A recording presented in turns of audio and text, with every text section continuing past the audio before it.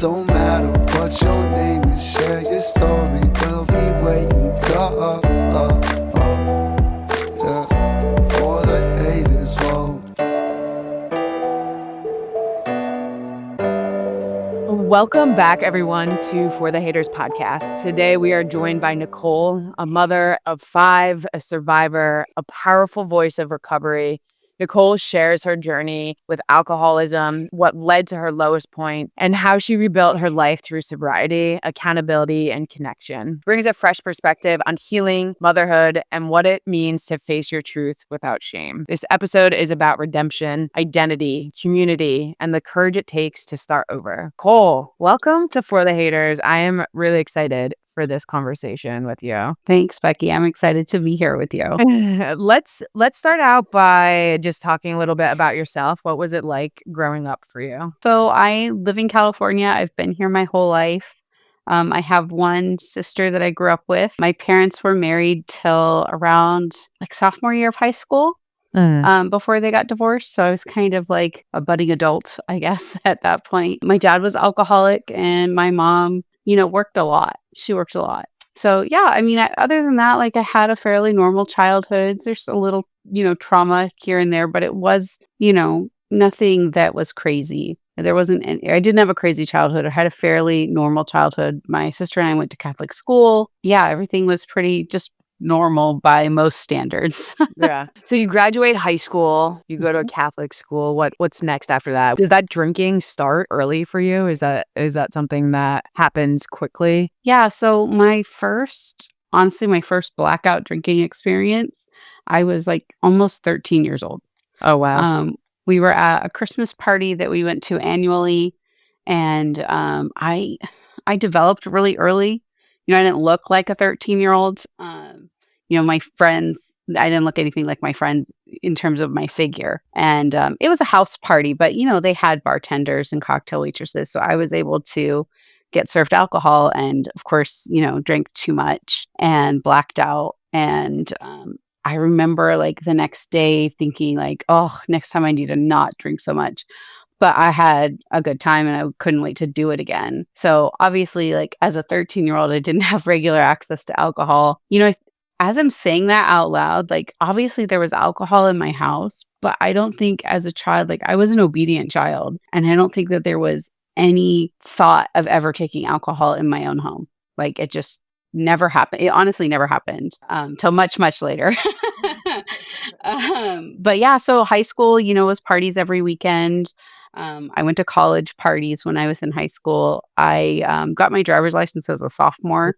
So I was driving and all my friends didn't have their license. So, we all would get in the car and find out whatever party was going on. So there was a lot of drinking in high school, waking up in situations that I didn't remember, doing dumb things, but no real major consequences, just feelings, feelings, shame, things that had happened. But back then I would just stuff those things down. So there's this big dark hole inside of me that I would just stuff that in there. And so, yeah, so that was high school. And then after high school, I, went to community college for a little bit, but drinking was a lot more important. Hanging out with my boyfriend was a lot more important than school. So I'm a very smart person. I just never really applied myself there. And drinking was definitely more of a priority. Having fun was more of a priority. Doing things that made me feel good was more of a priority than, some hard work. Throughout your high school years, was there ever a correlation between what you were doing and what your father was doing? Were you aware that he was an alcoholic at that time? Oh, yeah. I've known since I was a little kid that he was alcoholic. When I say my parents, I think I was 17 when my parents got divorced. And even at 17, I was like, geez, this should have been 10 years ago. Because it had our childhood in terms of as much normalcy as we did have, there was a lot of turmoil in our households with my dad's drinking. My parents fought a lot. And then we would go out, my parents had a big social life and we would go out to people's houses and parties, barbecues, things like that. And my parents would act like completely different people towards each other. And that was really weird for a child. It created this turmoil inside me. And I spent a lot of years hating my father. I hated him. I think from 18 to maybe 20, I didn't speak to him at all. Wow.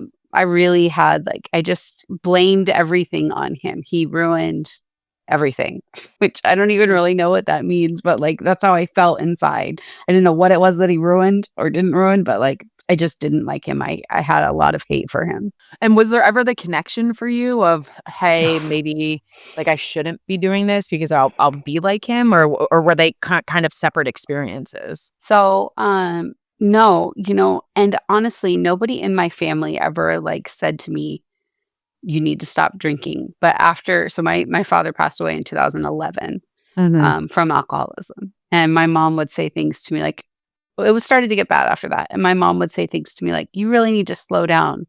Like, you know how your dad drank. But I didn't think I was like him. Like, So I they couldn't definitely see. were separate. Yeah. I couldn't see that I was like him. What were those early signs for you that you realized that things were off, or was it more of a slow progression? Um, I would say even back in high school, I knew I had a problem with alcohol, but that doesn't, when you know you have a problem with something, that doesn't mean that you're going to change. Mhm. I knew that I didn't drink like everybody else. I was always still going. I would, if I passed out early in the night, I would wake up and then keep going. That wasn't even back in high school. Like that wasn't the way my friends were drinking. I wanted to drink every single weekend, every time we got the chance.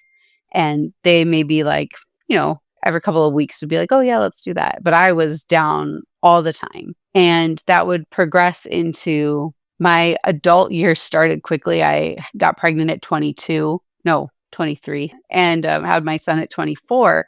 So that then transitioned me into motherhood and shortly thereafter being a wife. And I wasn't slowing down. People around me were in the same life circumstances, starting to have children, and they were all slowing down. And I had no interest in slowing down. Can we talk about that relationship with your husband? How did you guys meet, and was alcohol a part of your meeting? Yeah. So the father of my children is actually my ex-husband. It's At fine. the I time. have, yes, my husband at the time. So I actually met him at my cousin's birthday party where I was pretty trashed. And he was there. He was a friend of my cousin. He'd been a friend of my cousin for a long time. And that's how we met. And that was in July of 2007. And by the end of September, I was pregnant. Wow. So it was really, really fast. Okay. And so you have a child early. It's so fascinating having conversations now, being a mom, than how I would have had conversations prior to being a mom, because I have more real life insight into what that means, and knowing the chaos and disruption of what becoming a parent feels like.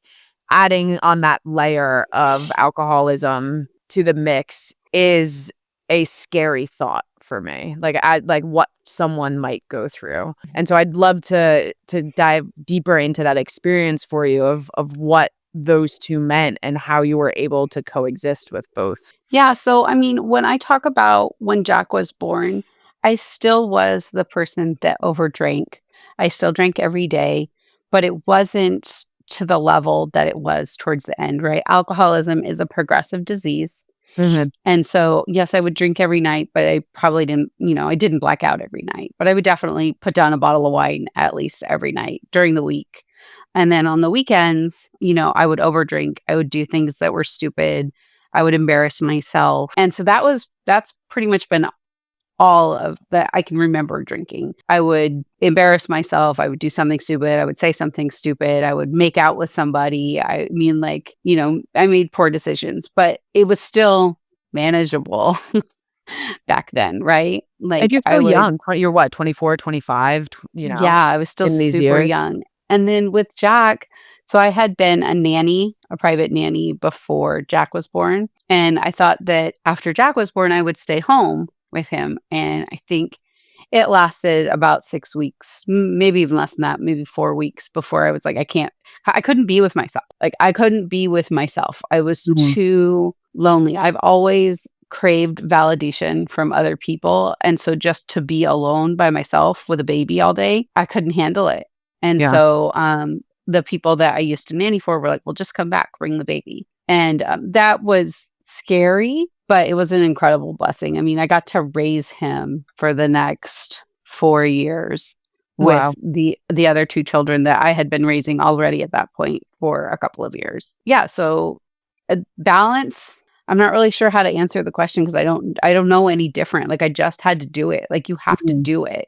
And my husband at the time was, he was getting back into his career field, which meant he worked all the time. So it was just me and Jack alone the majority of the time. And so when it's just you just have to do it. It's the same. I also have a set of twins, and people ask me, like, "Oh, how could you possibly handle that?" You just do. Like, there isn't a choice. You Like, just what have to other do choice it. do you have? Yeah. Yeah. Yeah. So I don't know that I had balance, but I know that I did it because I had to And when was that moment that you knew you had to stop? with alcohol. Yeah. Um, I think that I spent a few years in the phase of want to stop. Like, I knew I should, I knew I needed to, but I didn't want to. Mhm. And then I would get to a point where I wanted to stop, but I had no idea how. I couldn't imagine my life without alcohol. It was such a big piece of my life. It was a companion. It was something that I did when I was happy, when I was sad, when I was awake. Like, it was a huge part of my life. And then by the point where I was desperate to stop was probably in 2021. I just didn't know how to do it. I did not know how to do it. And there's a lot of alcoholics in my life, but not a lot of not any sober ones. Yeah. And I during the pandemic did a few like online Zoom meetings, 12-step meetings, and I liked those people. I thought their meetings were great. And I thought, I'll be one of them one day. But like I could not see myself putting down the bottle. It was really difficult to wrap my mind around being able to do that. So yeah, Yeah. around 2021, and I didn't get sober for another year. 2020 would have been a difficult year, I think, to try to become sober too, when with such chaos in the world going on and like uncertainties. Yeah, and when I Um, say I was doing some Zoom meetings during the pandemic, I mean 2021. During 2020, I had been working a professional job in health insurance, and they sent us all home. And it's actually the same desk that I'm sitting at, but right next to me was the liquor cabinet because the only space I had was in my kitchen. And I began drinking during work every day. wow. And the pandemic was a dumpster fire for me in terms of alcoholism. I also got a DUI during the pandemic as well. You just had mentioned that a lot of the people around you were is it alcoholics as well? Is Mhm. that was the case? Because was there anyone in your life around you that was encouraging you or making you aware of the situation, or was it kind of just a shared adventure between the people that you were with? So in terms of when I say that, like, there's a lot of alcoholics in my family, actually, I don't spend much time with many of them Okay. because they're a hot mess. But I surrounded myself with people that drank like me. So all of my friends, drank like me. We would go Mhm. to the bar and close the bar down, or they would come to my house. Especially during the pandemic, right? We would just get together at each other's houses and drink. And I surrounded myself with friends that drank like me, and I picked men that drank like me so Yeah. that there wasn't anybody in my life aside from my mother who would, occasionally give me a gentle nudge, and my sister as well. But everybody else that I surrounded myself with drank like me. Yeah. And that's by design, right? Absolutely. Yeah. I have people in my life and throughout my life, more addiction than alcoholism to drugs. When I have faced friends when they were in active addiction, you kind of get pushed to the side if you're not one of Mhm. those people that can encourage and support them through that. So I can completely understand that aspect of it and feel that need to be around those that aren't going to be like, hey, you should stop Right. doing this. Yeah. So we like people that support our drinking because they're doing it, or people that enable it. Yeah. Like when I called, at 30 something years old, I would call my mom, and because I would make poor financial decisions and say, the cell phone's going to get turned off, and she would pay my cell phone bill, Mm, things like that. Like, those are the kinds of people that I kept in my life. And anybody that was going to tell me that I had a problem, yeah. I just didn't spend any time with them. Yeah. You have been really open about that rock bottom moment. Can you share what happened and what was going through your mind at that time? Yeah. So at the end of 2020 is when I met my current husband. And he is not like any other man that I have ever been with. And he's what we would call in the AA world as a normie. meaning somebody that can take or leave alcohol. They don't have a problem with any kind of substance. When I got together with him at the end of 2020, my behavior became glaring really quickly. So whereas before I had always been with men that drank like me, when that wasn't the situation, it was like, oh, okay, maybe this isn't normal. Because you get yourself into a state of denial that like this is just who you are and this is how you live your life and it's fine. We had a really good connection from the beginning, like a very strong connection. He's a wonderful person. He's a very responsible person. He's a great dad. And I didn't want to lose that. And so at the like beginning of 2021 said, okay, I'll stop drinking. But that's where that's where the planning stopped. I just said, I'll stop drinking. So unfortunately, what that meant was I was going to start hiding my drinking. And for some reason, when I made that like shift and change, I was drinking more than when I was drinking out in the open. Interesting. And then, we would go through a pattern where I would move out of the house and into the house and out of the house and into the house. And that was in the phase where I so desperately wanted to be sober. I just didn't know what to do. I don't know if you're familiar with Barstool Sports. Yeah, absolutely. But there's a guy, Jersey Jerry, that's associated with Barstool Sports, and he started a sober podcast in 2021. And I would watch it and I would cry and I wanted what he had. In the end of 2021, I decided to go to rehab for the first time. I got there and I didn't really know what to expect. I knew that I needed to stop drinking. Everything was suffering. I had lost my job. I didn't really have a life. Like I just would sit in my room and drink all day while everybody was gone at work and school. And then they would come home and I would pretend like I was okay and I wasn't okay. So at the end of 2021, I went to rehab and I left early because they had taught me everything they needed to teach me. And it was Christmas time and I wanted to go home and nobody was happy to see me. But I managed to stay sober for about a month and a half, which isn't that long. But I got a taste of like what it felt like to not be drunk all the time. Mm-hmm. I was able to put the relationship back together. And I just, without support, without a community, without a fellowship, I was destined to fail. I just was trying to do it on my own will. Yeah. And that didn't work. I, again, in 2022, moved out of the house, into the house, I think at least twice. And I had come back and things were really, really good. I had strung together maybe 20 days sober and everybody was gone at work and school. My kids were no longer staying here. And I was just actively choosing to ignore that. I couldn't even face it. So I just didn't. I think it was in May of 2022 where my ex-husband said, the kids aren't coming anymore. And I had no defense. There was nothing I could do. I couldn't go to fight for them because I was a mess. Mm-hmm. So I just said, okay, and accepted it. So in July, on July 11th, everything was really good. I had like 20 days sober and I decided to drink that day. And I don't have a reason why I decided to drink that day. But when Stephen got home from work, he just took one look at me and he didn't say anything. There was just a look on his face. And I knew he was just done. And my problems felt so big. They felt too big to manage. I had no idea where to start. I didn't know how I was going to get my kids back. I didn't know. I knew at this point there was no fixing their relationship. My sister hadn't spoken to me at this point in 3 years. My mom was hanging on by a thread, ready to just cut me off completely, not just financially, but emotionally. I didn't see a way out of my problems. So he left the house that night and I took a bottle of pills and, tried to just not wake up. It didn't work. I did have a lot of consequences from that. Like I had a lot of seizures and I ended up in the hospital for 10 days. And when my mom came to me and said, I think you need to go back to treatment, I said yes, immediately.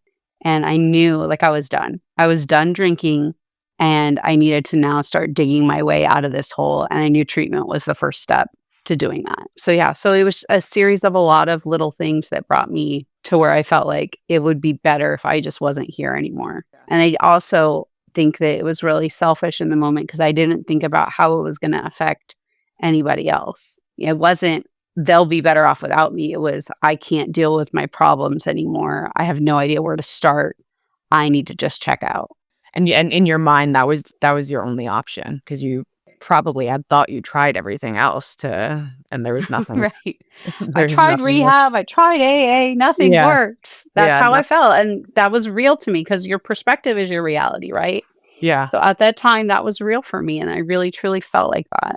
Yeah, and your mind is just so incredibly powerful to convince you of anything. Like if there's a thought and there's a will and there's, Mhm. consistency, you can convince yourself of pretty much anything that there is. Yeah. When in that moment that happened, right? Like did your husband come home? Like how Oh, if he had left, how did someone how was do they able to know? find you? Yeah. So, as the alcohol and the pills started making me feel kinda loopy, I guess, I started texting everybody, like, "I love you, I'm so sorry. I love you, I'm so Mhm. sorry," and then they all started talking, and they're like, "Something's going on." So, my house was, like, descended upon by family members. My aunt called me multiple times. A friend of mine came over.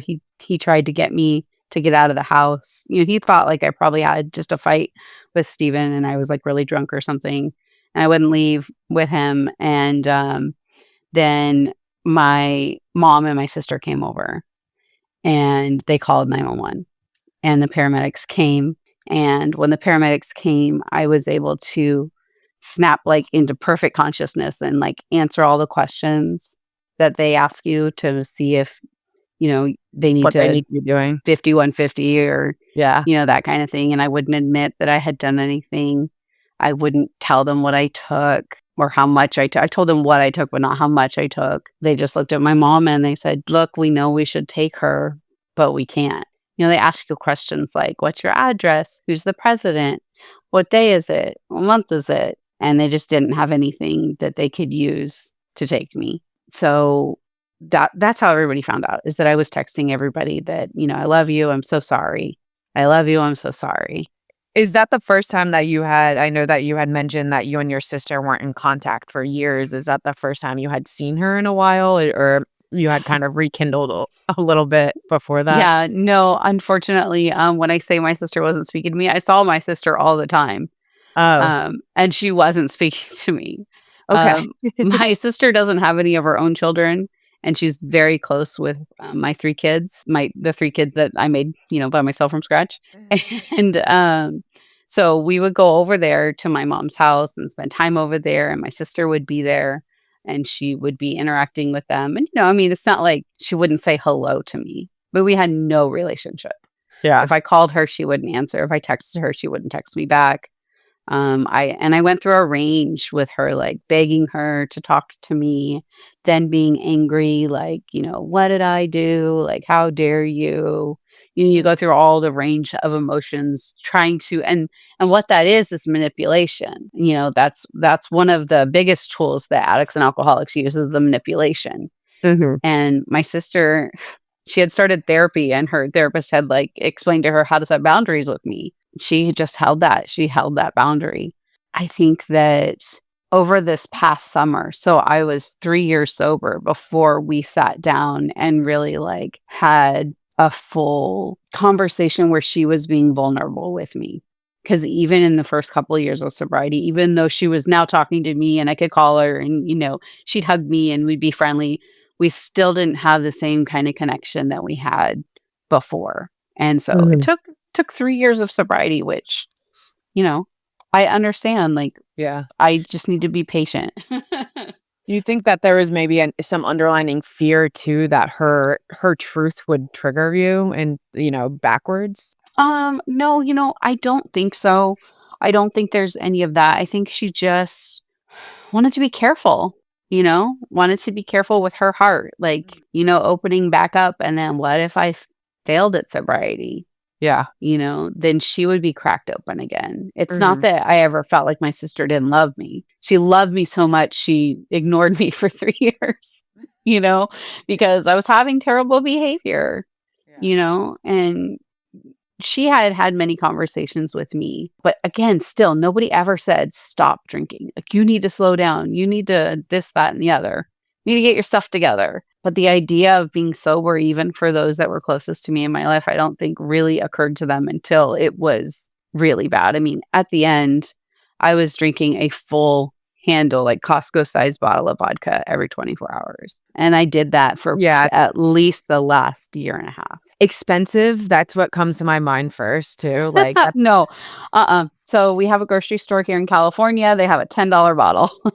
I mean, that's still expensive though. Is it I Yeah. mean, More but expensive was the consequences of it. I yeah. mentioned briefly earlier that I did get a DUI in 2020. And when you talk about like rock bottom moments, right? Obviously, like me deciding that like I wanted to go to sleep and never wake up, that was my actual rock bottom because that's when my ascend started. That's Mhm, when I started to get better.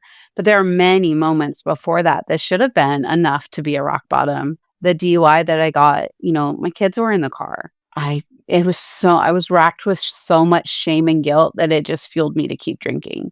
mhm, When my ex-husband said that the kids weren't going to come anymore, I just drank that.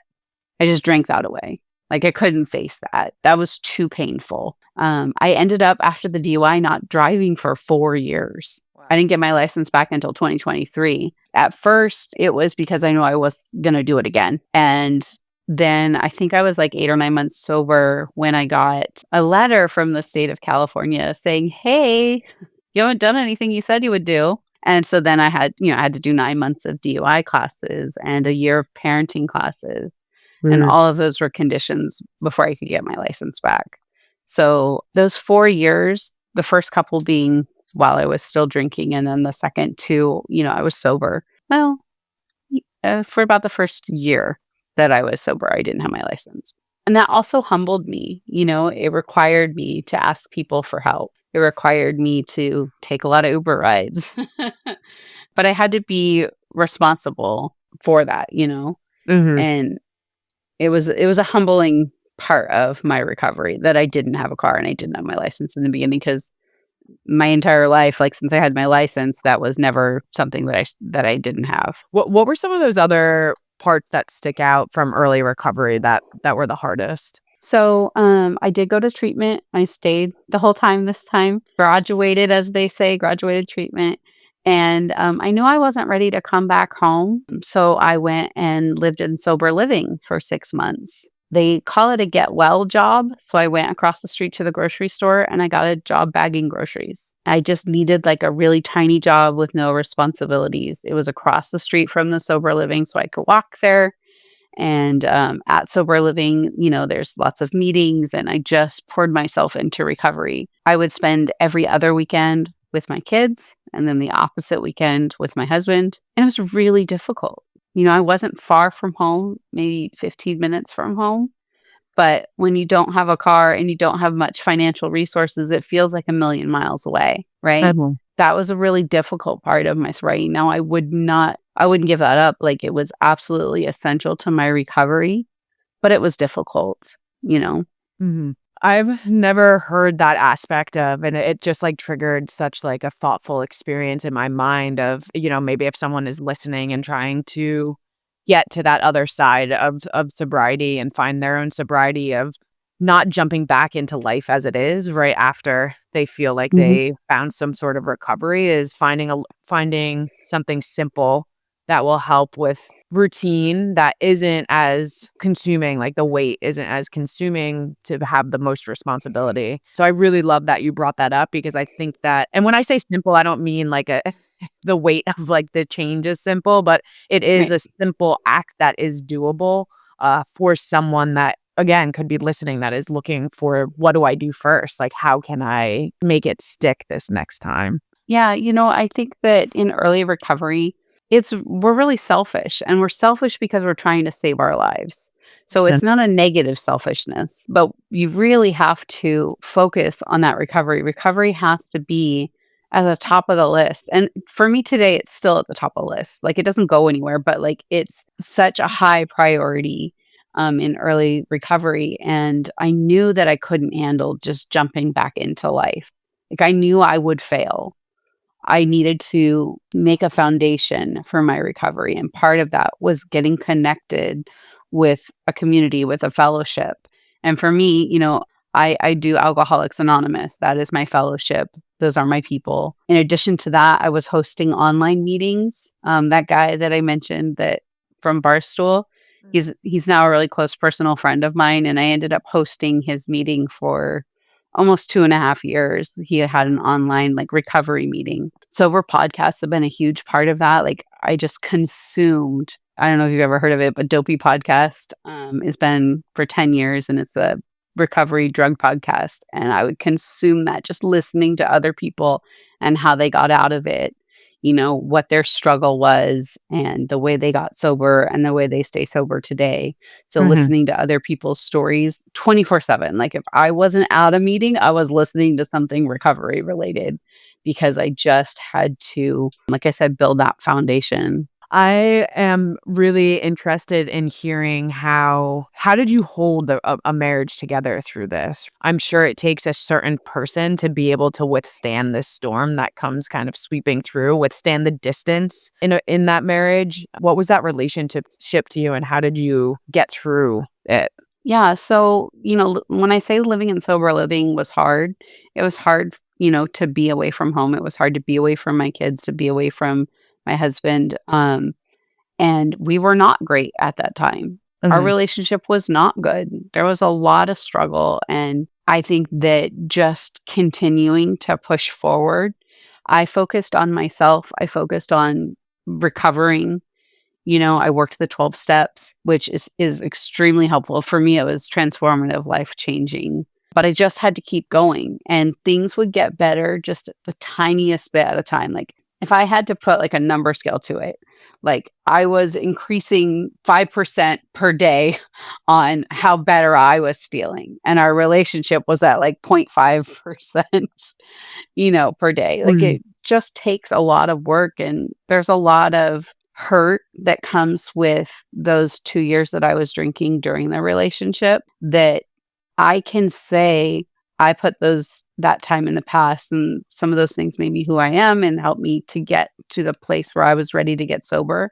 But I don't get to decide when somebody else is done being hurt by those things. And so I just had to just keep going. It wasn't good in the beginning. It wasn't good the first year. It wasn't even great the second year. It was better, but it wasn't great. And this last year has been pretty amazing, but it's just because we just kept going. We have created this family together. So I have 3 children. He has 2 children. And our kids have been together now for 5 years. Like in the past, selfishly, I would have just left because it would have been easier. And instead, I chose to put in the work to make the relationship better, to heal the wounds that I caused with my drinking and the behaviors that, are associated with that. But yeah, no, it wasn't good. It wasn't good at all, but we just kept going. I would assume it's a lot of reassurance and a lot of accountability that goes into it continuously, right? Like when does that stop? Is trust ever completely rebuilt, and can you live with a fraction of trust that might not ever be there? Right. Yeah, no, that definitely was something. I mean, there was no trust. The trust was completely broken. And, the fact that I had been to rehab before and did not stay sober, I'm sure that stuck in his mind. From my perspective, and a lot of people in recovery will say, well, this time is different. And it was different. I don't know how to explain that, but it just was different. I got to that point and I knew I was done. I knew I could not continue to drink. So I had 2 options: get better or, be successful at a suicide. Like those were my 2 options: get better or be done, be gone. And I didn't want to be gone. It took me over a year to get my kids back home. I was a year sober before my kids came back home. I was seeing them, but they weren't, sleeping under the same roof as I was for a whole year. Yeah. And so I look at it the same way. It wasn't easy, but I just kept going. And that's the most important thing in recovery, especially early recovery. Like it's going to feel hard. Some days feel crushing.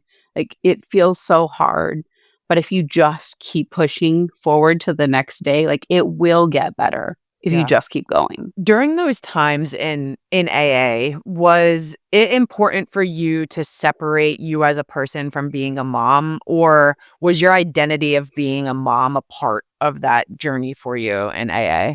No, it's definitely a part of the journey. I choose mostly to go to women's meetings. If you would have told me that before I got sober, I wouldn't have believed that. Women have never been like my friend group has always been male heavy, right? Because I could get along easier with them. Mhm. Women are emotional and they get their feelings hurt and they're sensitive. And so it was always easier for me to like have friends that were men. So the idea of a women's meeting to me sounded crazy. But my sponsor said we were going. And so we went. And I absolutely loved it. And so it's a room that's got, a lot of moms in it. We all have struggled in, similar ways with motherhood, with alcoholism. And there's nothing like sharing something that you feel so horrible about. And then someone coming up to you after the meeting and being like, hey, I did almost the exact same thing, or I did the exact same thing, or my thing was worse and this is how.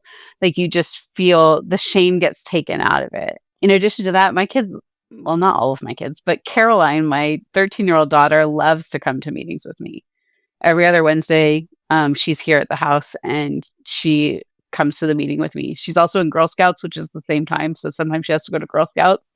But whenever she doesn't have Girl Scouts, she's out there, she's greeting, she's saying hi to everybody, she knows everybody. So it really is motherhood is just a huge part of who I am, and so I couldn't imagine having to separate it. How do you see your life now compared to the version of you years ago? So remember how I mentioned earlier when Jack was born and I couldn't sit with myself? Yeah. I couldn't stand being alone. I couldn't stand because I couldn't stand myself. I didn't like who I was. I hated myself really. And maybe not back then, but that's how it would be towards the end. Is I just couldn't stand to be with myself, which is why I always wanted to be with somebody. Today, I not only can I be alone, but I love myself. I love the person that I am. All of my actions that are on a daily basis, checking in with people, being an active sponsee, being an active sponsor, being an active mom, wife, somebody that's employable and excelling at her job, like all of those things are not who I was before. And it's not that I didn't want to be those things. I just wasn't capable of it before. Mhm. So yeah, and it's 180 degrees. I'm completely different than I was before. I was just selfish and self-seeking and lonely. I could be lonely in a room full of people because I just felt so different than everybody else. Yeah. You've spoken a lot about how AA has been a huge part of you becoming who you are today. Are there any other routines or tools or people who have been the most helpful and for you to stay sober? Yeah, so in-person meetings are something I do twice a week. I wish I had more time, but I could do that more often, but that's just not a reality. I don't know how many there are, but there's hundreds of other sober platforms out there. One that I also am part of is called Sober Motivation, and they have meetings every day. And so on my way home from work, I click on a Zoom, and it's not an AA meeting, it's just a recovery meeting. But I check in with those people every single day on my way home from work. I Mhm. mentioned earlier that I listen to sober podcasts, hearing other people's stories. I don't know, like today I don't worry about picking up a drink today, but I still need to feed that part of myself. And if I'm, looking at my computer all day at work and I don't really need my brain turned on so much for everything that I'm doing, like I can listen to somebody else's redemption story. And for me, Mhm. it just makes me feel good. It makes me feel part of this community is not just my local AA group, it's worldwide. There are people everywhere out there that have suffered from addiction, whether it's alcoholism or another substance. And that makes me feel really good that I'm a part of this huge community. Dopey podcast is a huge part of my life. They have events twice a year, and I've been able to go to the California one. All of my best friends are in recovery, and some of them I've never even met in person. The internet is a powerful tool if used right. Yeah, Yeah. yeah. You spoke about Mhm. your daughter going to AA with you. Can you just talk about what that decision was like to allow for your children to have insight into this darkest part of you? Yeah, so, my kids definitely saw the end of my drinking, right? The twins are 13. My son is about to be 18. So they were not little. I've only been sober 3.5 years. So they were not little when I quit drinking, which means they saw the ugliness. They Mm-hmm. saw a lot of things. They were a part of that DUI. They watched me get arrested. So they saw the ugliness. Bringing my kids to meetings is not for me out of necessity. I know a lot of moms with young kids, it's out of necessity. They have to bring their children or they wouldn't be able to attend a meeting. For me, I want them to be a part of the healing journey because I know that I'm probably not an alcoholic just because my dad was an alcoholic, but that is in my DNA, right? I want my kids to be exposed to that environment because if any one of them ever struggles, they know where to go. There was nobody in my life that was sober, that was working a program of recovery that I had ever heard about. So when I say I didn't know how to get sober, I didn't know where to start, I truly meant that. Like I really didn't know what to do. I didn't know how to start. I didn't have anyone that could hold my hand and say, why don't you check this out? I don't know what other people's perspective is of it, like what you think happens at an AA meeting.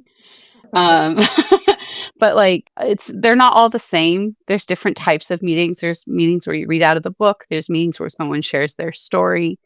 And for me, it just feels like if my kids hear another person tell their story, I guess there's a part of me that's like, oh, it's not just my mom, right? Like other people struggle with this too. I think it's an incredible also thing to share just because hoping this episode lands in the right hands, at least one person, right? That's always the goal is can I help one person? Do you ever reflect on, I know that you've always, not always, but you said that you held a lot of anger and hatred for your father. Mm-hmm. Do you ever reflect on now that you being sober do you reflect thinking of what it would have been like if he ever had that opportunity to get sober? So I'm so glad that you brought this up.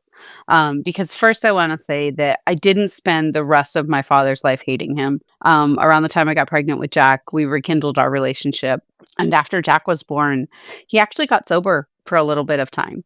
Oh, wow. Not in recovery, not in the rooms, but like he put the bottle down for about 9 months. During that time, him and I got really close. And he, the damage to his body was done already, unfortunately. And before Jack was 3, he died.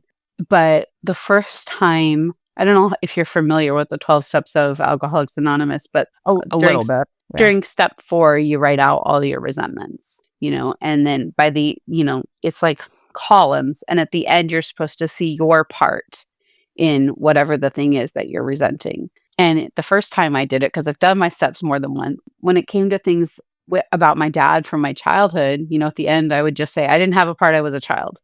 I didn't have a part, I was a child. By the time I did them a second time, I was a year and a half sober, and I have so much empathy for what he was going through.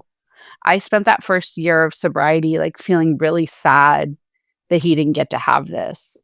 And, which it's not possible, but like if I had been in recovery then, maybe he would be too, and maybe he would still be here, right? He died when I was 26. I got sober at 38. So it's a lot of years, right?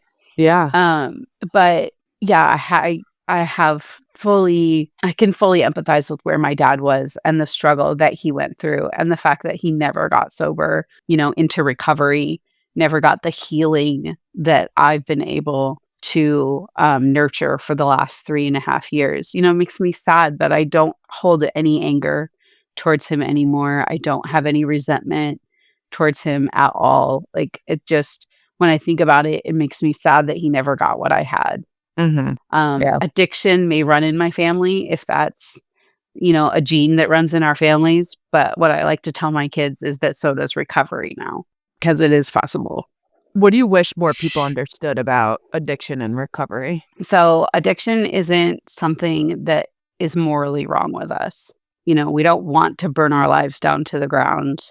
Substances are a solution to the way that we feel inside. Like I have just been wired differently. I think I was born this way, and alcohol changed the way that I felt. And that was my solution to the way that I felt. I didn't want to do any of the things that caused consequences in my life or hurt any of the people in my life. So it wasn't because I was not moral. I didn't have a good set of morals.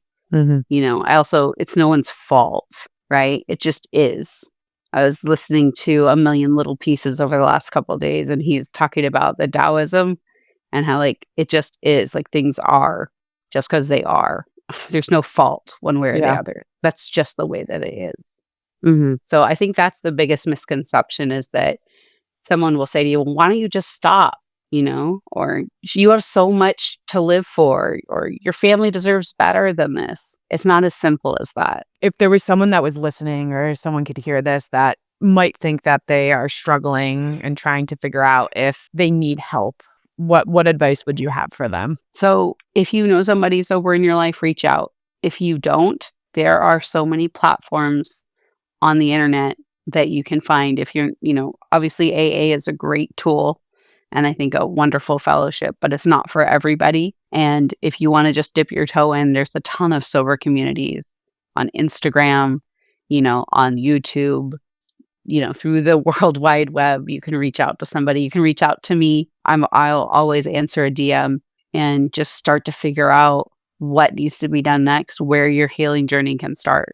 What's next for you in your sobriety journey or personal growth? I would really like to have 28 hours in the day because I feel like there's just so much going on all the time. I'm really of service to Alcoholics Anonymous, but I would love to do more of that. My oldest kid still has a year of high school left, but he's going off to college, and we're starting to have conversations about that. So that's a big goal. Like, I don't want him to do the same thing I did, and like failure launch in that way. So like I want to be supportive as much as I can to help him get to wherever it is that he's going. He's a wrestler, and he just made captain of the wrestling team.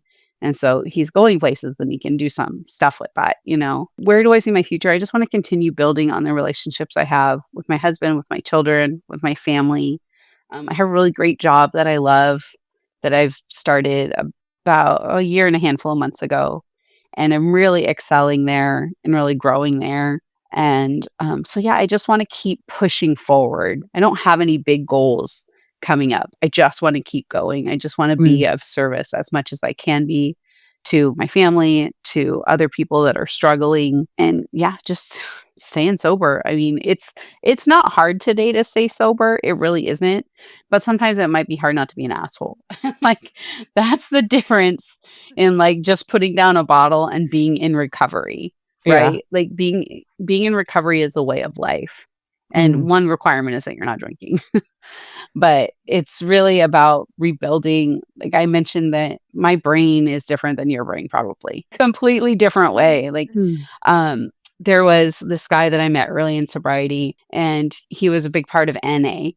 And he would hold up this piece of paper and he would tear off the corner. And he would say, "There you go. That's your drugs and alcohol. The rest of the piece of paper is now what you have to work on." Because it really is a disease that's centered in my mind, that's in my head. And so I have to work really hard every day to be the best person that I can be the best version of myself. And as I continue to do that, like my life is just falling into place. Yeah. It's almost like your life is just starting for you again. Yeah. I also have heard, we're in recovery because we're recovering the life that we always should have had. That's you beautiful. know? Yeah. To just put in some comic relief here, when you said that we don't have the same brain, my first thought was, well, like I'm thankful, like I've never struggled with addiction. My second thought was, yeah, like I don't like men, like so. I was like, Fair enough. Our brains are very different. Like I'd never be married to a man. Fair enough. Sorry. Just Yeah, but I mean, I can think back to like when I was a little girl, like feeling like nobody liked me. Yeah. Even though nobody did or said anything that would, give credit to that. I just didn't feel like I was part of the group. I felt on the outside for a long time, and like Alcoholics Anonymous was a community I never knew I needed. I never knew I was like, I had this huge hole in my life. And like, I mean, I can't even tell you how much I love the fellowship. Like, it's awesome. Like, I've been to a couple NA meetings for in support of friends, and you can tell the energy in the room is there on purpose. Like there's people with purpose that are bringing that to help others, right? It's a cycle for a lot of people of getting to the other side, then helping those where you once were. yeah, and that's a really important part of it, and I'm glad that you bring that up because, if I just like, I feel great today. I know I'm not gonna drink today, and if I said, "Okay, thanks, Alcoholics Anonymous. That was awesome. I'm gonna go live my life now." Well, who's there to help the person coming in? Mm. The newcomer, right? Who's there for the unborn alcoholic? We have to keep it going, and, like, that's our 12th step is helping others. Like, our primary purpose is to help the next person that's suffering. And so walking into those rooms today, I might be dealing with an issue on that day that I need to talk about, but I'm really there to, foster the next person in to help that healing journey. Being a sponsor is one of the most amazing experiences of my life. And I was terrified to be a sponsor. I was like, what the hell do I know? How am I going to help somebody? But you literally just help them by sharing your own experience and like walking them through the 12 steps and like watching someone's light come on, like where something clicks and their life starts to slowly change. And a year later, they don't recognize the person that they were a year previous. Mm-hmm. It's just so cool. I've always wanted to, I've always been a caregiver and wanted to help people. And so this is just something that's added huge to my life. Added that value, yeah. As we wrap up, what do you hope people take from your story? That you're not alone if you're struggling. If you are struggling, you're not alone. We are everywhere. We are everywhere. People struggle everywhere. And it is possible to quit using and drinking and to get into recovery. You don't have to do it alone. You don't have to do it on your own willpower. There's nothing wrong with you. You just need help.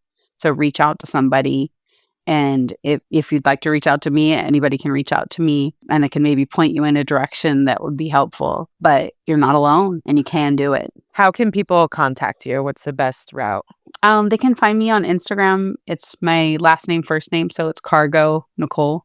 And my final question to you is, if you could tell your younger self anything, what would it be? So I've been asked this question before, and sometimes I just say, probably nothing. She wouldn't listen to me anyways, because I know how stubborn I was. But I think I would just tell her what was going to happen and then leave it with her, and hopefully she made different decisions.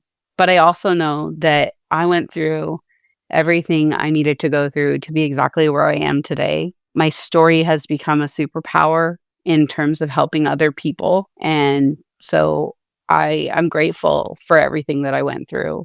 And so I would just tell her what's going to happen and see what happens. Leave it in her hands. Nicole, your story reminds us that rock bottom doesn't have to be the end. It can be the beginning of something honest, beautiful, and transformative. Through your vulnerability and strength, you prove that redemption is always possible, even when it feels out of reach. Thank you, everyone, for listening. Thank you, Nicole, for being here and sharing your story. And we will see you next time on For the Haters. Thanks for listening to For the Haters. Don't forget to connect with us on socials, follow, like, and share to help more people find this community. And remember, they're not alone. And if you haven't yet, join our Facebook group. We'd love to have you there. The more we grow, the more lives we can impact. What's your name and share your story? We'll be waiting.